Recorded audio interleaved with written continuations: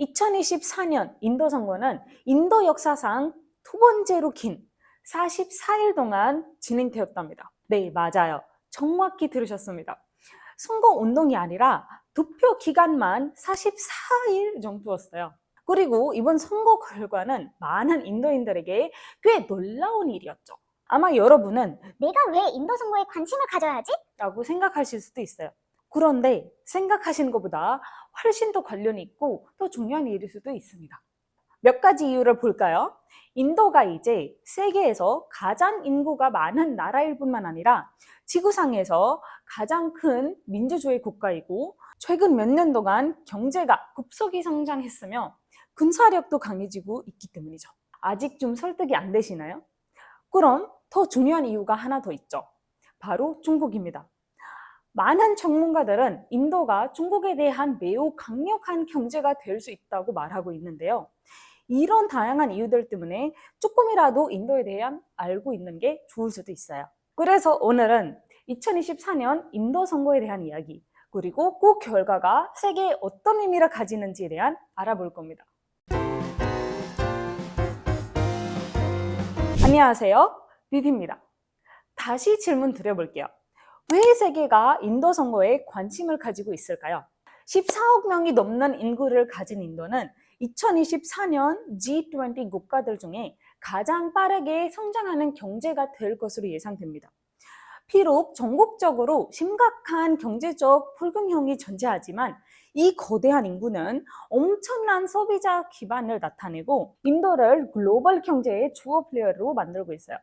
이 뜻은 인도에서 집권하는 정당은 경제 정책, 규제 환경, 시장 상황 등 엄청난 영향을 미치다는 것을 의미하기도 하고 외국인 투자, FDI와 글로벌 비즈니스 운영에 직접적인 영향을 미친다는 의미이기도 합니다. 그러니까 집권 정당이 모든 것을 다루게 된다는 뜻이죠. 또한 인도는 세계에서 가장 크고 가장 발전된 군대 중 하나를 보유하고 있고 강력한 핵무기까지 갖추고 있어요. 이는 인도가 글로벌 안보에서 중요한 역할을 한다고 볼 수 있죠.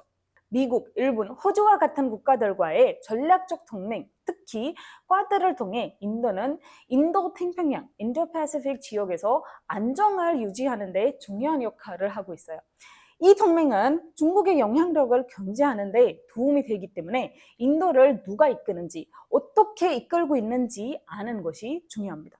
모디 정부는 지금까지 쿼드 계획, 쿼드 이니시티브에 열정적으로 지지해왔습니다.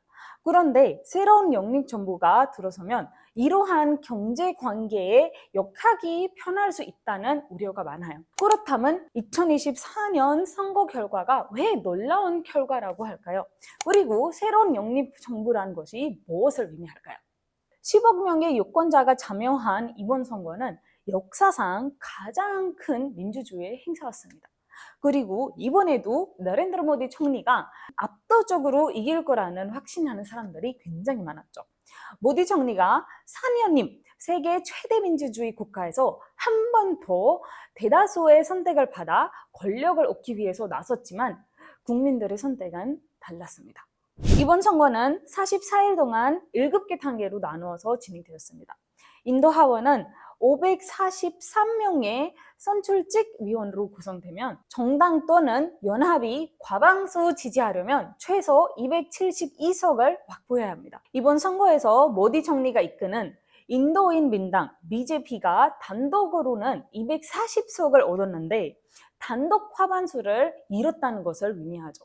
2019년의 선거에서는 BJP가 단독으로 303석을 확보했었고 그때 비해 엄청 많이 줄어들었죠. 그런데 집권 BJP당이 주도하는 국민민주연합 NDA는 292석을 확보했고 그래서 모디 총리가 4년임 성공했습니다. 그리고 야당연합 인도국민8종통합연합 인디아 블록은 234석을 확보했습니다. 2019년에는 142석 정도에 불과했는데 엄청 증가했죠. 이걸로 이번에 정치적 경쟁이 훨씬 치열했다는 것을 알 수 있고 그리고 유권자의 선호도가 변화하고 있다는 것을 알 수 있습니다. 이 권력의 변화는 모디 총리가 이제 동맹국들의 요구와 이익을 더 신중하게 고려해야 되는 것을 의미하고 더 분열되고 잠재적으로 덜 결정적인 통치 구조를 조례할 수 있습니다. 그런데 이거는 아마 실제로 인도에게 좋은 일이 될 수도 있습니다. 왜 이런 결과가 나왔을까요? 일부 전문가들은 이번 선거 결과는 지난 몇 년 동안 모디 총리의 정책들, 특히 종교와 관련된 정책들에 대한 반응이라고 말하고 있습니다. 종교는 이러한 정치적인 것에 어떤 영향을 미치는 걸까요? 모디 정부에 대한 일부 인도인들의 우려를 가지게 된 사건이 있습니다. 바로 람만딜입니다. 람만딜은 우타르프라데시주 아요ధ్야에 있는 힌두교 사원인데 신앙과 문화유산의 상징으로 여겨지고 있습니다. 2023년에 열린 람만딜의 개관식은 인도의 정치적 그리고 종교적 면에서 중요한 사건이었어요. 마브라 바스지드가 있던 자리에 세워진 이 사원은 힌두교 민주주의 단체들에게 큰 승리를 의미하기도 하는데요. 이 사건은 모디 총리가 힌두 민주주의 결정을 지지하다는 것을 강조하고 핵심 지지자들에게 올해의 약속을 이행한 것이었어요. 그런데 이 사건은 인도의 종교적, 정치적 분열을 심화시켜서 사회적 긴장을 초래하고 소수민족 공동체를 소외시켰습니다.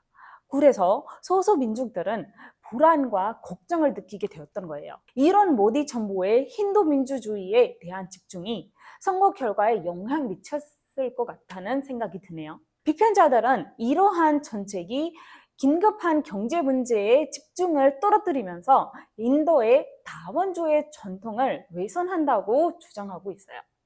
그런데 종교가 유일한 문제가 아니었어요. 모디 정부 하에서 인도가 직면한 몇 가지 다른 문제들도 있었죠.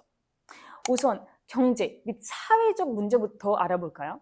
모디 정부는 인도를 성장시키기 위해 많은 훌륭한 변화와 계획을 시작했습니다. 그러나 14억 명 인구가 있는 나라에서 이러한 정책을 시행하는 것은 쉬운 일이 아니었습니다. 메이크 인 인디아와 같은 제조업을 중대하고 일자리를 창출하려는 모디 총리의 계획에도 불구하고 인도의 실업률은 여전히 높습니다. 인도 경제 모니터링 센터 CMI의 최신 데이터에 따르면 2024년 6월 인도의 실업률은 9.2%로 2024년 5월에 7%에서 급격히 증가했습니다. 메이크 인 인디아는 일부 외국인 투자를 유지하고 제조업 전력을 증가시켰지만 일자리 창출에 대한 영향은 예상보다 적었습니다. 이 계획의 성공은 불균형적이어서 일부 부문은 번영됐지만 다른 부문에 뒤쳤어요. 부의 불평등은 60년 만에 최고 수준으로 상위 1%가 전체 부의 약 40%를 소유하고 있다고 합니다. 미국과 비슷한 상황이죠. 그런데 인도에서 이런 격차는 사회적 긴장을 해소하고 생활 수준을 향상시키기 위한 포괄적인 경제 정책의 필요성을 강조했습니다. 그렇다면 인도는 젊은 인구와 큰 고객의 기반을 가지고 있는데 왜 이 실업 청년들이 사업을 시작하지 않을까요? 그리고 사업가들은 어떤 어려움을 겪고 있었을까요? 사실 이것도 인도가 해결해야 하는 문제입니다. 모디 정부가 관료적 장벽을 줄이고 세금을 낮추려는 노력에도 불구하고 인도의 기업가들은 여전히 어려움을 겪고 있습니다. 규제 장벽은 여전히 주의 장애물이고 빈번한 정책 변경 때문에 스타트업들이 끊임없이 적용해야 하는 상황이 발생해서 사업이 속도를 내는데 어려움을 주고 있답니다. 조사에 따르면 스타트업 자금 조달 총액은 2023년 같은 기간에 비해 3.8% 감소하며 약 51억 달러에 기록했답니다. 물론 모디 정부가 아무것도 하지 않는 것이 아닙니다. 정부는 디지털 인디아, 스타트업 인디아 같은 훌륭한 프로젝트, 이런 훌륭한 이니셔티브를 시작했습니다. 이러한 프로젝트들은 일부 지원은 제공했지만 여전히 생존하기 조금 어려운 상황이라고 합니다. 스타트업들을 시도하는 분들이 굉장히 많아서 이 스타트업 생태계의 치열한 경쟁은 강력한 차별화와 똑똑한 가치 제한을 요구하죠.